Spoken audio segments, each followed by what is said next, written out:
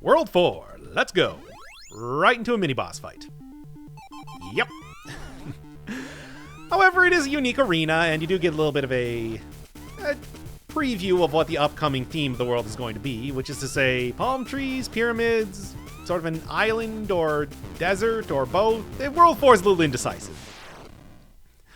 Which is actually kind of the theme of the world. You'll see a little bit later on. Anyway, 4-1. I love that the start of the level is just a showcase for that adorable little slime animation. And seconds after you see it, you're already using it for a puzzle. Well, provided that I had that slime on screen. Come on, get over here. Bam, and right in here for another well-deserved diamond. And an extra level unlocked, which is something that I'm going to be saving a little bit for endgame. Those levels are big and involved. Also, I don't have to do them 100%, so it'll be a little bit more casual of a run, finally.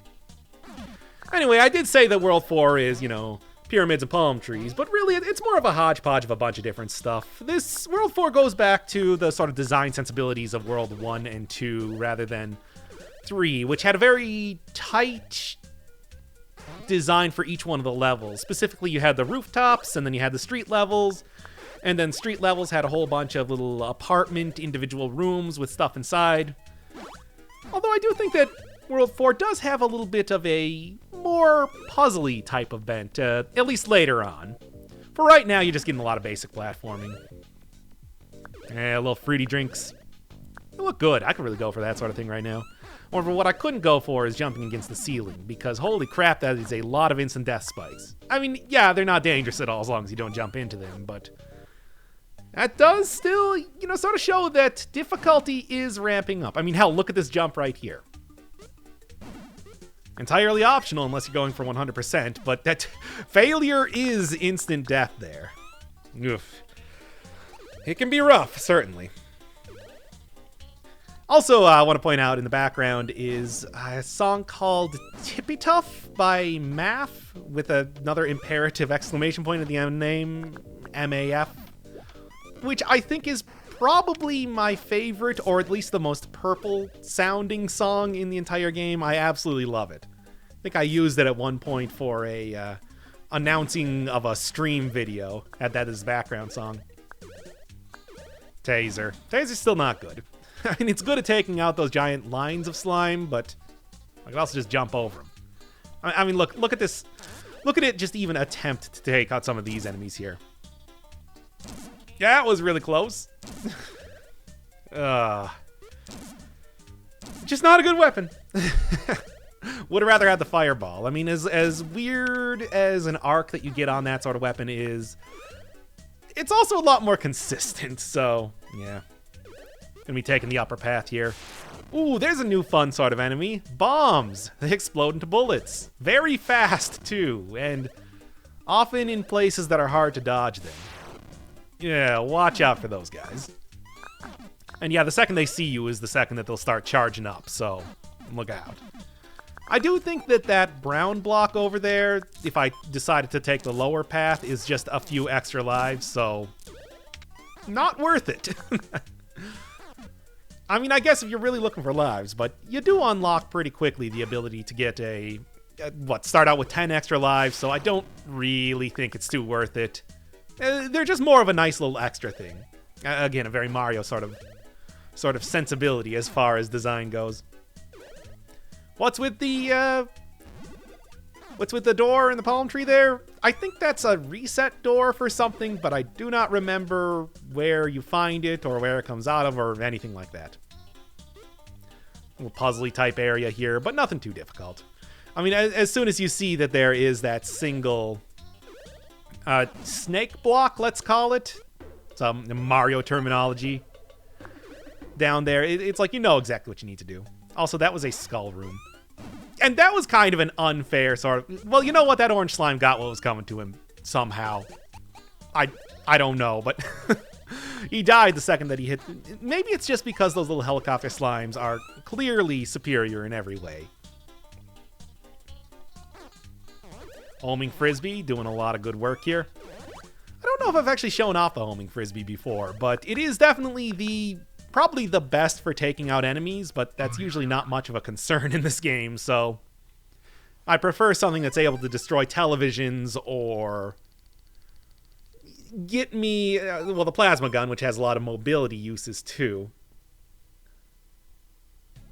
over that. But, you know, hey, if you're looking for something to fight a bunch of the mini-bosses, there it is. You can't do much better. Yeah, look at that. Look at it go. And just wait until you start to see enemies that have that same weapon. It's nightmarish to fight them. I do think that those are also the mini-bosses, the ones with the homing frisbees, that will drop extra lives, not just a couple extra, you know, hearts or anything like that. No, they're serious biz nasty. All right, 4-2. 4-2 is an interesting one. I mean, first off, it shows you, yes, in fact, there are things behind waterfalls, so that if you didn't know about that for back in World 2, now you do. Also, the first introduction of this cool little area, underground cherry-themed area. Again, hodgepodge of different themes going on here. Also, another in a long line of different sub-levels, mini unique sub-levels, like the night places, the Lego world, the jazz club back in World 3. There are an awful lot of them in this game. I feel like it might sometimes take a little bit more away from, you know, the overall theme of the level, but I do like the sort of style that this is going for. Even the individual collectibles are, that was really close. Man, even the individual collectibles in those cherry sub-levels are all cherries. And I think the name of the song in that area is called Illusion by a guy named Cherry T. So in other words, yes, that is my favorite sub-level of the entire game. Gotta rep those cherries, man. So, here's a new weapon that I picked up. Laser boots. They're about on the same level of taser is in terms of usefulness. I hope that any enemy you're fighting is below you, because otherwise they're not going to do much of anything. Also, new type of block, those fire blocks there, which I think that I literally cannot do anything with until I pick up a weapon from the next world. Doesn't really matter, because this is clearly the weapon that I'm going to be using here. Yeah, I'd like to say that 4-2 is, as far as the level goes, maybe a little bit of a mess in terms of, like, design here. There's a lot of stuff going on. Things like blocks that require weapons from different levels to actually access, like a completely different sort of sub-level. All these weird little winding pipes and underwater sections here. And when I said that World 4 is maybe a little bit more experimental in terms of design, like, definitely meant it here. Also, this puzzle, which somehow... Alright, I'm gonna admit, maybe I didn't play this one the best, because I clearly had no idea what I was doing when it came to trying to figure out what to do with this little dolly block. Now, of course, you'll see that pretty clearly in the next couple seconds. First off, thread that needle. Come on, a little bit more. And 1 pixel. There you go. That was entirely the incorrect solution. Also, it got a red bat angry at me. Oh well, I gave it an attempt. Yeah, I kind of forgot exactly what you need to do here. I mean, it's pretty clear what you need to do with the dolly, but pushing it in that particular block was maybe not the best solution. Oh well, into the pyramid reset door. Try again a second time. This is also, I think, a larger area than you get in Purple. I mean, it reminds me a lot of, what, 2-1, which had a similar sort of big upward level with a bunch of buildings and everything. It's kind of surprising how much World 4 is like World 2 in a lot of ways. Sort of something of a theme, but not quite as tightly dedicated to it as I would like in some ways. And round 2. Why am I trying to push it onto that one block again? I don't know. I clearly had no idea what I was doing in regards to this. Yeah, good job. Really, I could probably just push it over a little bit and it'd be fine too, but whatever. This is also working, albeit at a slower pace. But yeah, you can see that those special blocks down there hide not only a diamond, but also the secret lever for the world. So it's a bit of an involved process to open up the bonus level. Also, good example there of how things don't actually move or are active in any way until they're scrolled onto screen. Something that you can kind of exploit a little bit later on. Maybe not to particularly good effect, but it's something to remember. For example, when you're... Oh god, get out of here! Now that was kind of a cruel trick. I mean, I know that you could just go out the door and reset him, but still. But yeah, projectiles not moving when they're off screen is a thing to think about. I like that checkpoint very clearly introduces you to the fact that, yes, this is a wraparound level. And one of my favorite things about the wraparound level is that, you know how your Frisbee has homing? Well, it goes a little bit wonky when you have wraparound involved. Obviously, using the plasma gun doesn't really work here, but if you throw out the Frisbee and then it starts coming back to you from, say, the left side, and you switch over to the right side, then it pretty much goes all around the entire level to try to get back to you. And hey, projectiles that infinitely go forever. That'd be great if I still had my plasma gun. Not too great when I'm dealing with a robot, evil, purple guy, whatever you'd call him. Anyway, more pipes. I like the suggestion that there's other parts of the level that you're just never going to be able to see with all those blocked off exits. It's neat, but, I mean, it doesn't really add anything except for a little extra flavor. But hey, I mean, that's one of the things that Purple, I would say, absolutely excels at. Adding flavor to every little part of every level. This is a surprisingly well-populated game in terms of design.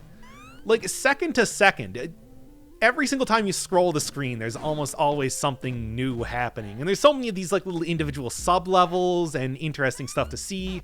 New enemies being introduced all the time. I mean, it's one of the things that I really like about it. There's a lot of care here. Also, it's not worth going for that extra one-up. I've already got 100% of everything. I can just end the level easy. And I will. Although, like I said, I'm gonna have to come back for that, all the secret stuff there. Now this is kind of a cruel little exit. Similarly with this, where you think, oh, I'm just gonna barrel it right to the ending and be totally fine. There's invisible blocks there to make sure that you have to deal with those chickens. Thanks, Rolling Cat. I think it was that I was missing an extra diamond here, and I'm like, I don't know where to find it. Of course, thanks to the magic of editing, you're going to see exactly where it is. Well, what, right now?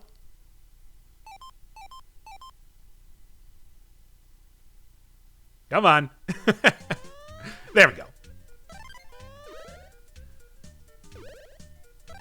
Yeah, let me know if you saw this one coming. No, not this, but... Oh, no, not... I was thinking of a different diamond. Next one. Yeah, you see that little block down there? How it looks unique? That's where the other diamond was. That took me so long to find.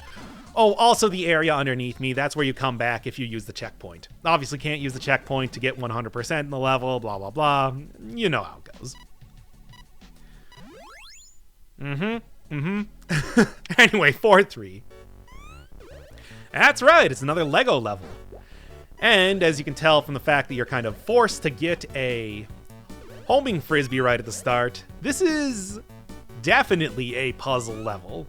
Extremely focused on getting the right sort of weapon for what you need to do, which, if you are an eagle-eyed viewer, you might have noticed that there was a yellow warp on top of that very first tower where I got the homing Frisbee. Yep, I am looking for a plasma gun to puzzle that one out. Also look out for all the rambling evil mushrooms, which make a pretty huge appearance in this level in particular. All right, first level, and this one is actually a little bit trickier than it might look like. Because you see, why would you need to activate that green switch? Well, simply put, you have to push that over, and if you have that green switch still on, it will just fall directly on top of that, the purple block that I just pushed there. Oh, and if you think it's over now, it's like, now you gotta make a pretty tricky jump on top of that. And there. Oh, that one took me an embarrassingly long time to figure out. I'll admit it right now. But hey, turn screw number 1. And a little bit of peppermint candy and cherries for my trouble. Get right onto it here. Yeah, there's the warp if you didn't see it before. You get to see a bunch of different kinds of rambling evil mushrooms in this level, including this white one, which I think this is the first time it's being introduced. I'll talk about that one in a second, because first, got another puzzle room to check out. Another one, this one's very simple, but it's also related to the whole homing aspect of the Frisbee, which is something that doesn't always get the most play. Also glitches. Yeah, you can jump up infinitely against those downward one-way blocks, which means that your jump sound plays infinitely. You normally can't do that in a one-block corridor, but that's like the one time that you can. Anyway, you need that hammer so that it can go right in here. And need the screwdriver to get in this area. And now here we got probably the biggest, meatiest area of 4-3. This gigantic tower. I mean, it's not just puzzles in this area. You also get a whole ton of kind of tricky platforming, at least if you're trying to keep the hammer. At least you can hit enemies through blocks for reasons that I couldn't quite tell you why. Bam. Oh, but yeah, the white rambling evil mushrooms, didn't actually get to explain exactly what those guys did. They mimic your movements, meaning that they can... I mean, the way the rambling evil mushrooms work is actually pretty simple.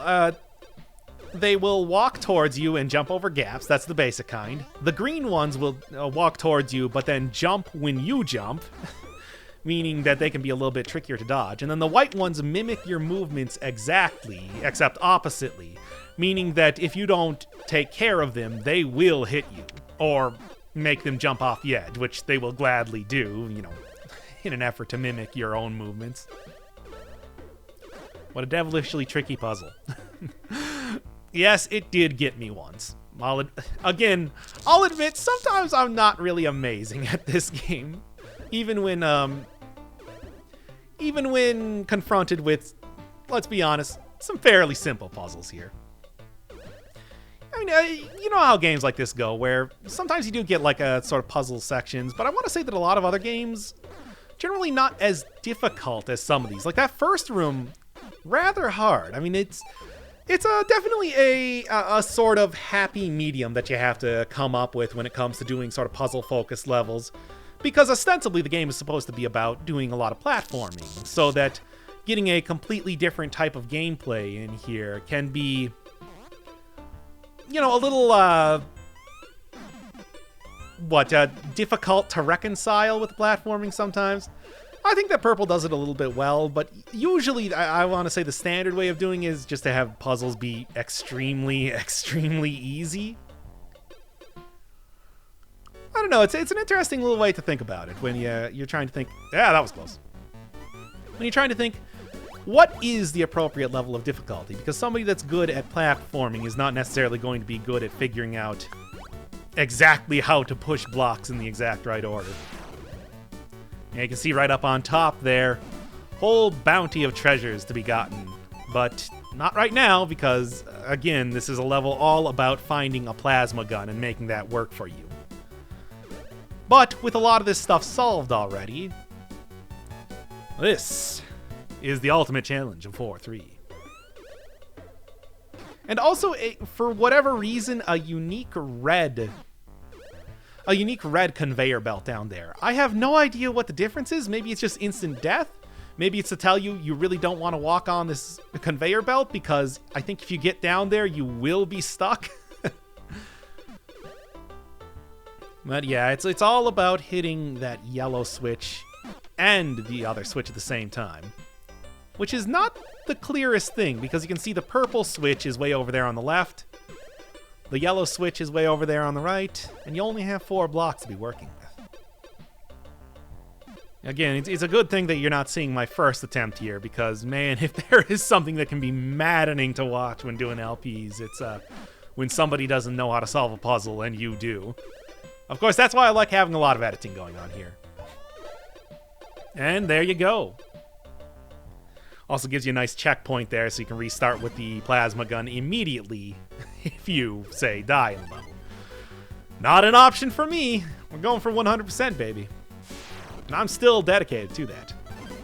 And now it's just all about being extremely, extremely careful because if I lose the plasma gun, that's pretty much an entirely restarted level going on. So, oh, it's rough. And like I said, some of those rambling evil mushrooms can be pretty tricky to dodge if you're not really prepared for it. Or if you don't know what their AI is. And by the way, I think I mentioned it back in, World 1 or maybe World 2, but they're called Rambling Evil Mushrooms because that's the exact same sprite they used for an enemy that had that name in Earthbound, which is one of the very few enemies that is just almost straight up ripped from another game. I just thought it was kind of silly. There have been a few references to Earthbound in Purple so far, but that's probably the most overt one aside from the literal billboard advertisement for Earthbound that appeared in World 3. Alright, the plasma gun has fulfilled its duty, which is great because I'm kind of forced to take a taser here. Fantastic. Amazing. Excellent. Yeah, that was my impression of Francis York Morgan getting a headshot in Deadly Premonition. Alright, yeah, no, I know that there's probably a better way to do this, but you know what? I'm pretty much done with the level as it is. I can just take a couple hits here. Also, with 6 health, I got the HP to do it. Yeah, go for that one up? No.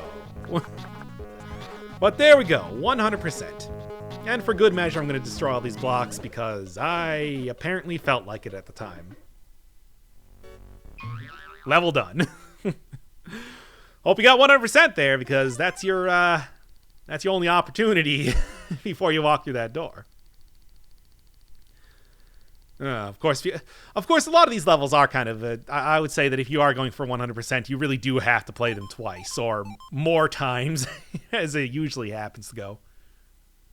Because it's very unlikely you're going to get 100% at the very start. Oh, yeah. Oh, yeah. You ready? Because that graphic was not kidding. This is a maze. And it's a pretty tough maze, too. This is probably one of the first times that I would say that you're really going to be forced to use every bit of health that you've accrued throughout the game for it to actually work for you. For example, I think that's the first introduction of the invincible homing spike. And, yeah, no. You can destroy them if you, say, have invincibility, but that does not travel through doors, as I just learned right there. I was kind of hoping so, because, again, those spikes are invincible, and they home towards you. I mean, there are ways that you can deal with them, for example, invincibility, but not a lot, and they're really difficult to deal with. And difficult to, say, keep your... Yeah, thanks. And really difficult to keep some of the required weapons to destroy televisions when you're faced with those guys. I mean, also stuff like these... I don't know, I guess they're supposed to be speakers in the walls that shoot out musical notes at you. Those are deadly musical notes. Don't touch them. And also, secret wall areas. Oh, it's...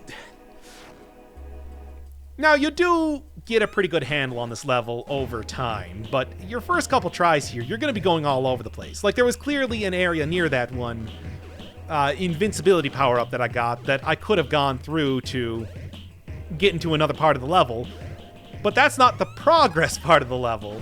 That's a red herring. Oh, no, it's... World 4 is stepping it up here. Alright, thwomps all over the place. As long as you give them a pretty wide area and keep moving, you won't get hit by them, but that's tough to do. Also, get in that door quickly before you get assaulted by music. Music is the weapon, as Revolution X has taught us. And what was that, Aerosmith in that game? It was an arcade game where... It was an arcade game first-person shooter where you shot out CDs at enemies. Which I think the enemy was just generic, the man who was trying to stop you from rocking out too hard. Anyway, Purple has a very similar sort of universe, except for the fact that music literally hurts you, not the, big hunk of plastic that is CDs from Revolution X. Anyway, turn off the checkpoint because I'm going for 100%. And as you can probably tell from the health, I actually had to do this post-game because I put it off for so long to get 100% in this level. It's tough. It's a tough level to navigate. It's a tough level to actually beat, especially in the second half when like I said, your health becomes more at risk than your sense of direction. Like, look at this area alone. Yeah, teleporting enemies, musical notes, freezing blocks, which I barely got through with the fire frisbee, and it was just an extra life anyway, so what was even the point?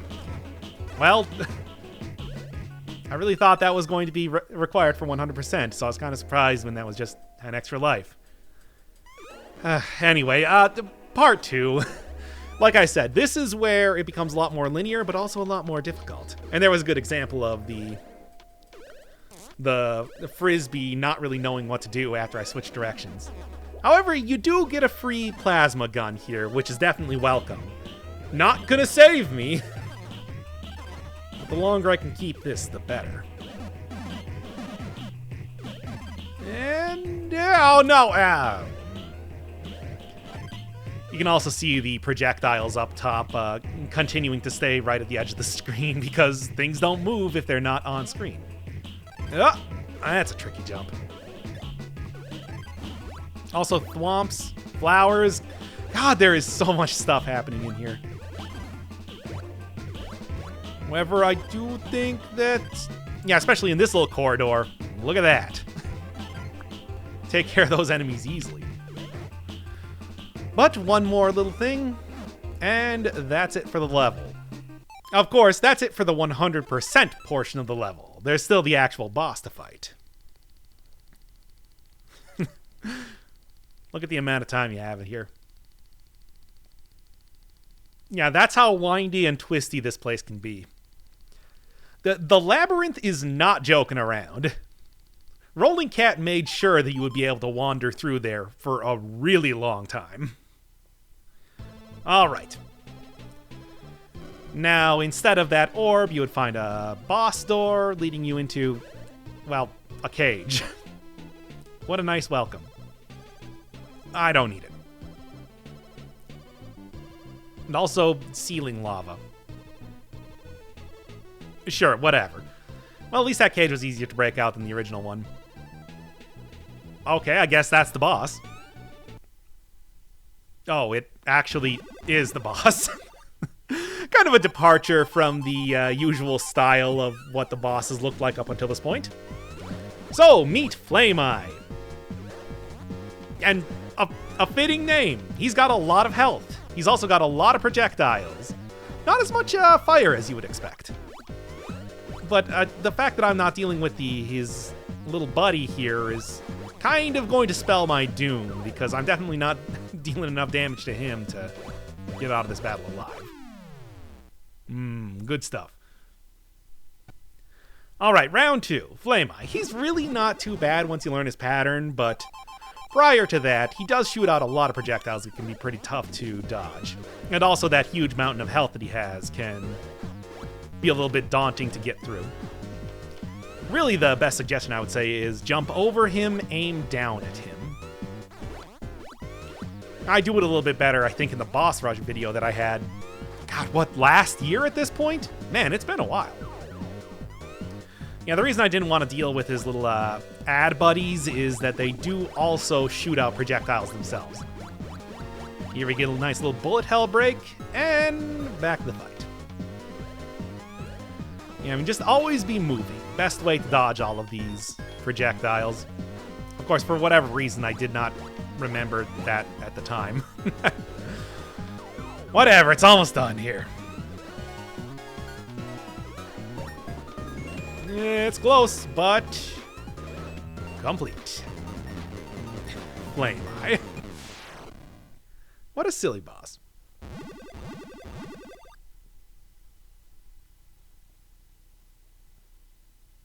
Yep, as you might guess, we got another escape sequence. They happen randomly and without warning. Of course, compared to the original maze, this one is a lot more reasonable to get through. Sort of a little bit of a remix on the level rather than asking you to figure out how to get out of this area, which is kind of an ask. A lot more bombs in here than there were before. Oh well, I guess I'm happy that they're showing up at this point in time rather than earlier when they would be much more of a threat. Especially to me when it comes to keeping that plasma gun. Nope, not getting out to the left, getting out downwards. And this is the beginning, but obviously with all the doors locked off and this giant 2 here, I'm not getting out the same way I came in. Yeah, those little... For whatever reason, the little wall speakers they shoot out that music pretty much at random, so they can be kind of tough if you want to walk by them. I got pretty lucky there. I mean, I had 3 hit points, so it would have been fine anyway, but still. A harrowing experience. Probably not even as difficult as World 2, though, so I can at least appreciate that. I mean, look, that boss was hard enough, that level was hard enough. I don't mind a nice, easy escape sequence.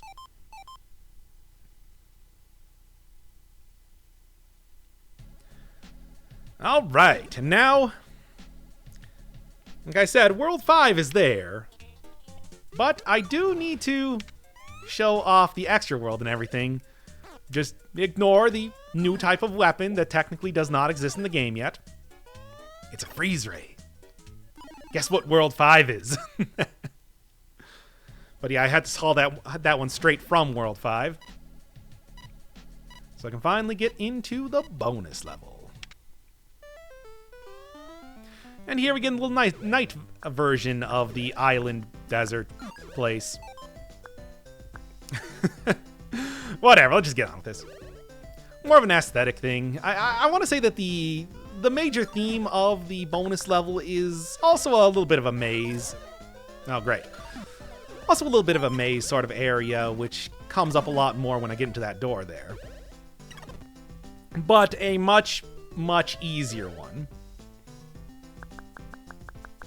For example, gee, I wonder if this is the exit.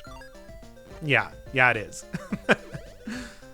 Well, at least it's well telegraphed. So anyway, just wander around here, kind of check out the level. I mean, this is all just for funsies and extra stuff anyway.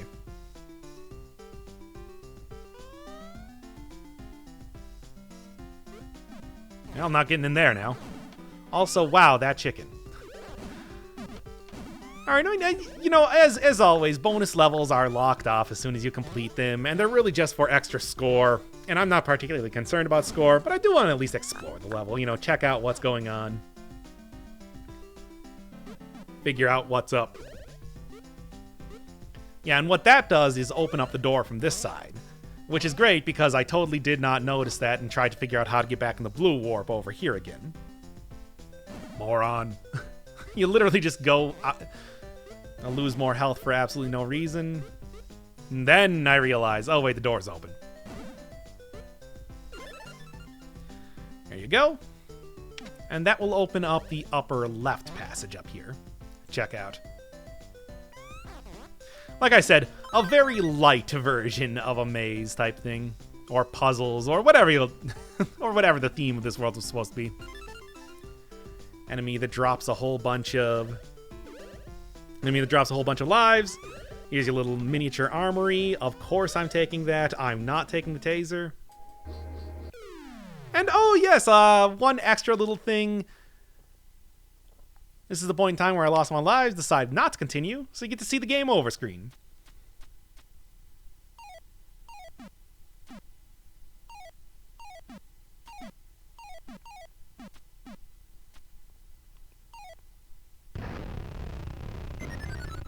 And that'll do it for World 4. See you next time for World 5.